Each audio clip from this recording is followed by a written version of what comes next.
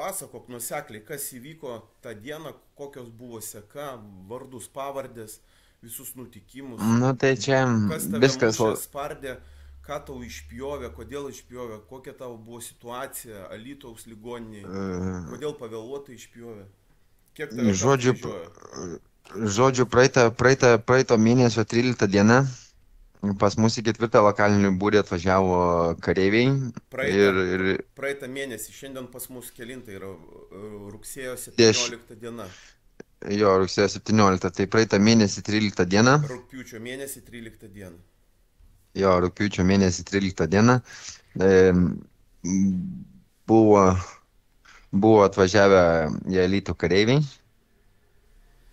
į ketvirtą lokalinį. Nu ir viskas, nu ką, duris tyliai pradarė, liepė visiems išėti iš kameros, bėgti per koridorių ir viskas, nu visi bėgo per koridorių, gavo malkų, kas gavo, kas daugiau, kas Neskubėk, mažiau. neskubėk.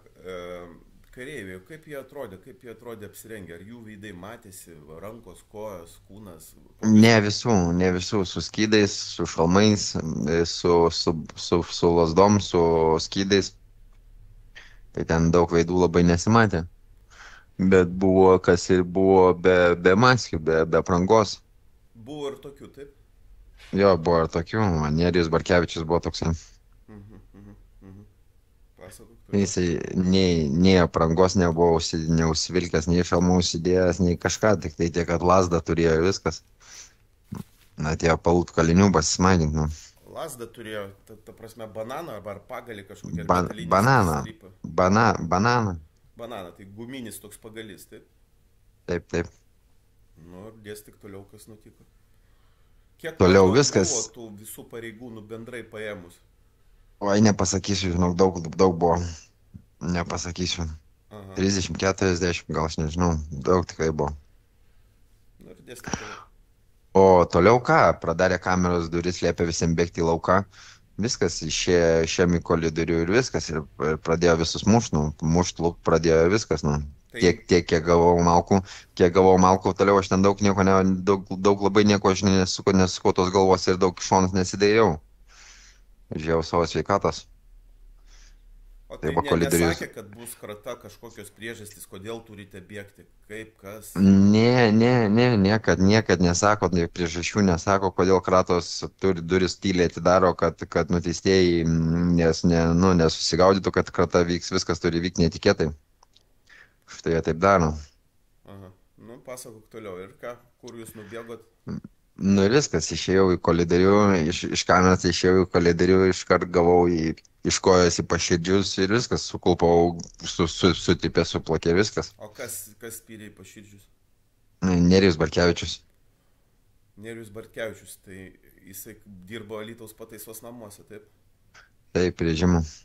Režimas, aha. O jis dabar ne viršininkas kartais? Sekantis, man atrodo, po direktoriaus. Dabar, šiam momentui, taip? Taip. O tuo momentu? O to momentu irgi jo. Laikinai ėjo turbūt pareigas, ne? Jo, laikinai. O kiti buvo pareigūnai iš Alytaus arba be uniformų, kuriuos atpažinot?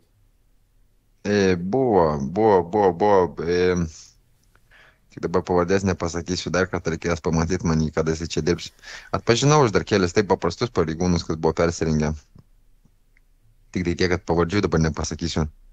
Reikės laukti, kol vėl dirbs pavardės pasižiūrėti. O kameros tose vietose, kur jūs E, buvo?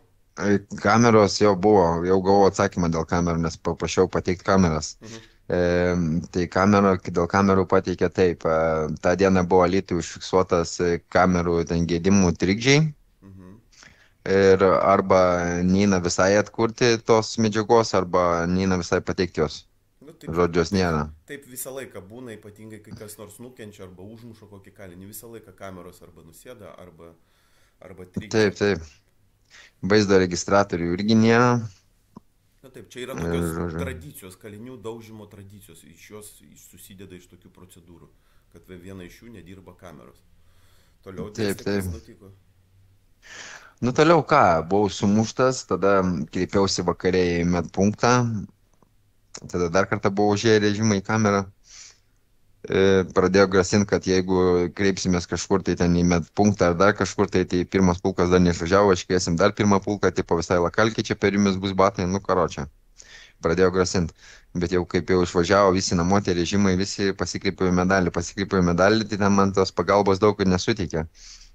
Gavau paracetamolio, ibuprofeno, ten įrašė kortelę, kad va, ten dėl sumušimų pasiskundė ir viskas. Bet šitą... kortelę visgi, medikai. Jo, įrašė, nes paskui sekančią... Tai pas juos čia viskas yra. Pas juos yra, pats aš neturiu, bet pas juos čia viskas yra. Turi turėti kopijas visą laiką, kadangi... Tai man jie neišduoda, bet tas ir yra, aš parašiau prašymą, kad man... Jo, parašiau prašymą, bet dar atsakymo jokio negavau, bet išduoti neišduoda. Prašiau, kad visą medicinę kortelę nuo 13 dienos atšviestų, kokios procedūros buvo atliktos ir panašiai. Tai čia, kada pasikeipiau medalį, tai čia daug pagalbos nesulaukiau, tai 13 dieną aš daug nesulaukiau tos pagalbos, 14 dieną berots greitąją man iškvietė, nes skaudėjo man dar šonus ir greitukai apžiūrėjo, kadangi buvo vakaras, sako, kur čia niekur naktį nenusiveši, niekur neįkiši, jokio skopo nieko nepadarysi, nes daktarų nebus, bet čia greičiausiai bus sumušimai, nu jeigu ką, tai pakreiptis pas daktarus, jeigu pablogės. Viskas pradėjo man blogėti, vėl kreipiau, vėl įsikviečiau greitąją, tai berods... tą patį vakarą? Ne, man atrodo, berods po 2 dienų, nes šiai medalį vaikščiau gaudavo nuo skausmo ibuprofeno ir išrašė lapelį pas daktarą 20 dienai vizitui, tipo konsultacijai. Tai tos 20 dienos belaukiant vaikščiau pasisutęs ten tą ibuprofeną, paracetamolį gėriau, o paskui jau, kada jau pablogėjo, vėl įsikviečiau greitąją, atsidūriau Laisvės ligoninės Alytaus. Ten jau prireikė operacinės, vidury nakties operavo, iš karto, nes buvo vidinis kraujavimas 4 paras su vidiniu kraujavimu, ar tai 3, ar tai 4 paras su vidiniu kraujavimu pravaikščiau čia po Alytui. Čia gydytojai taip nustatė Alytuje, taip? Taip. Alytuje tau iškart suteikė medicinę pagalbą? Nu jo, ne kiek ten greičiau ar negreičiau, bet sulaukėm chirurgo, dar iš Laisvės iškvietė, nes nebuvo budinčio. Rado problemą, kol rado problemą, užtruko laiko. Bet kada jau rado problemą, kas iš tikrųjų yra man, dėl ko man ten tie skausmai ir visa kita, kas čia atsitiko, tada buvo sureaguota jau greitai, tada buvo operuotas naktį tenai. Ir buvo pašalinta blužnis. Alytaus ligoninė neslėpė informacijos, nebandė tavęs gražinti į Alytaus pataisos namus, tenai Alytaus kalėjimą. Visus įrašus pateikė, su tavimi elgėsi geranoriškai ir bendradarbiavo, taip? Ne, nu kaip pasakyti, geranoriškai bendradarbiavo.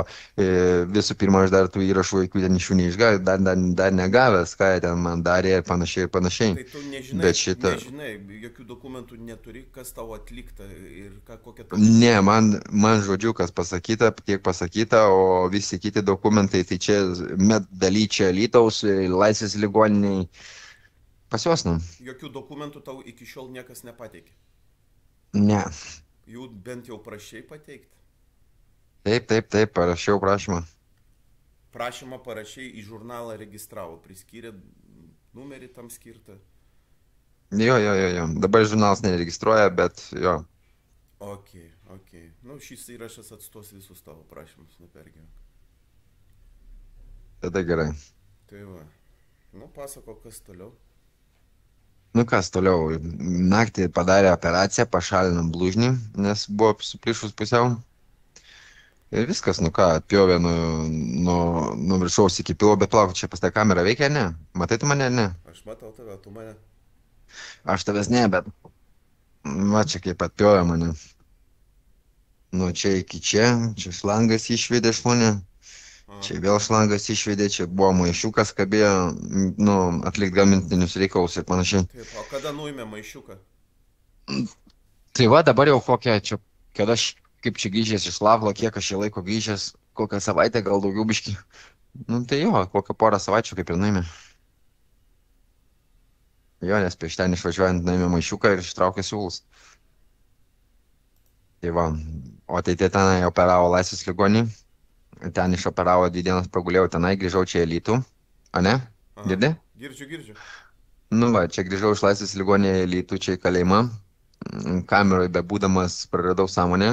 Tiesiog sėdėjau ant kėdės, praradau sąmonę, prabudau, daktarų pilna. Greitoji pagalba. Ir viskas, išvežė tiesiai į Lavlą. Išvežė į Lavlą, tenai paguldė į slaugos skyrių ir tenai dvi savaitės kažkur tai jo pragulėjau slaugos skyriui. Nu ir ką tenai, prasirūpino manim, kai tik lovai gulėjau, vaikščiot nevaikščiojau, vežimėlį sėdėjau arba lovai gulėjau. Nu tai va, o dabar va jau vaikščiot pradedu viską, nu, biškai atsigaunu, O tai, bet vis tiek jau organų nesugražins mane. nu taip, organas jau viskas nežiūrėjo. O iš tų pareigūnų kas nors atėjo paklausti, kas tau nutiko, kodėl tave vežė į Alytų, kodėl tau darė operaciją, kas nors uždavė tos klausimus. Ne, čia ne, čia kaip įstaiga pati neuždavinėjo jokių klausimų, kas buvo, kaip ką, jokių čia bylų nieks nekėlė, net operatyviniais sumetimais nekėlė bylos, kur turėjo būti iškelta po tokių įvykių, bet šitą čia nieks neklausinė, niekam čia neįdomu. Čia tik tai paprasti pareigūnai neoficialiais duomenimis, nesijungus registratoriaus, taip, va, tik užklausė, kas tau čia buvo, o Jėzus, kaip baisu, kas čia buvo, viskas, nu, va, tokį bairį vyksta. Įstaigos direktorius, režimo vadas, pavaduotojai, niekas pas tave nebuvo atėjęs. Niekas. Parašiau prašymą pas kalėjimo direktorių, nueit asmeniam pokalbiui pasižiūrėjau, ką jis sakys. Tai nuėjau, jis man sako, aš labai apgailestauju dėl mūsų pareigūnų veiksmų. Taip neturėtų būti ir taip neturi būti pas mus įstaigoje ir Ir daugiau nieko? Ir daugiau nieko. Čia aplinkui eina kalbas tarp pačių mentų, tai gal čia su zekai susiplakė, gal čia vėl kažkas, tai bandom kažko tai nurašinėti. Taip visą laiką elgesi, Alytus toks lageris yra, kad labai didelį... Nu, matai, Paklausyk, kiek tu matei žmonių kartu išbėgant iš kitų kamerų, iš tavo kameros, kiek žmonių matei, kad kareiviai varinėtų ir daužytų? Tai mano visa kamera bėgo, tai mano visa kamera bėgo, priešais kamerą bėgo, visas aukštas bėgo, nu tai šiaip jo ten daug kas ką matė, kas gyvena lokalkiai, tas tą matė. Ir visus bendrai kareiviai daužė? Taip, visus bendrai, tik tai vieni gavo daugiau, kiti mažiau, kas greičiau prabėgo, kam geriau pasisekė, kas suklupo, gavo daugiau, kas nesuklupo, gavo mažiau. Nu, žodžiu, jeigu greitai prabėgai, tai valio, jeigu greit neprabėgai, prominziu kambarį. Noriu pasakyti, kad tu esi ne vienas ir dar kitas žmogus ir dar turėtų duoti lygiai taip pat tokius pat interviu. Tai va, būtų gerai. Jo, iškyla klausimas, kodėl likusi kaliniai, kurie patyrė smurtą, kurios taip pat spardė, nieko nekalba. Ne, tai matai, čia tas klausimas toksai išlikęs. Tai čia klausimas išliko, čia kada grįžau iš ligoninės, kada čia pradėjau čia kariauti su tais mintais, kad vat, viešinti viską ir panašiai ir pasmeduoti jos į teismą ir kažkokios čia teisybės ieškotos teisybės vien dėl to, kad kitą kartą užmuštą kalinį, kitą paėmė, gal pas mane kamera 19 metų buvo vaikas, tai gerai, kad ne jam čia taip gavosi. Tai jeigu... Nu tai ir va... Ir čia supranti, čia lempa yra ir dabar aš taip jau jaučiuosi, kad aš ne dėl savęs darau, kiek žinai, bet kiek darau dėl visų zekų į ateitį, kad kažkam kitam nepasitaikytų, o tai čia kodėl neatsirado daugiau ten tų tipo nukentėjusių, nes, nu ką, mažiau biški gavo, nepadarė tos didelės tokios žalos kaip man, gavo ten tų spragilų, kaip sakoma, bernai esam, vyrai esam, gavai tų malkų, nereikia ten tų verkti, viskas yra valio, bet jau čia biški yra perlenktos ribos, tai va pas ką perlenktos ribos, tai va mes šnekamės. O kiti ką, jos ten pradeda grasinti, atimsiu laptopą, atimsiu ten Xbox ar dar ten kokį huinę atimsiu, ar ateisiu į lokalkę, aš moną padarysiu. Nu, tai tuom ir manipuliuoja, žinai, mentovskom markim, bet žinai, kaip bebūtų, nebus taip, kad mintai nedarys šmonų, nieko neneš, čia visi lafa, visi pasimkit skundus, čia mes, blėt, duosim jums gyventi. Ne, čia nieks neduos mums gyventi. Ir čia tik tai laikini dalykai, tik tai laikinos pagundos, tos, ką jie siūlo, ten tos kompiuterius ar ten kažkokius tai šūdus, žinai.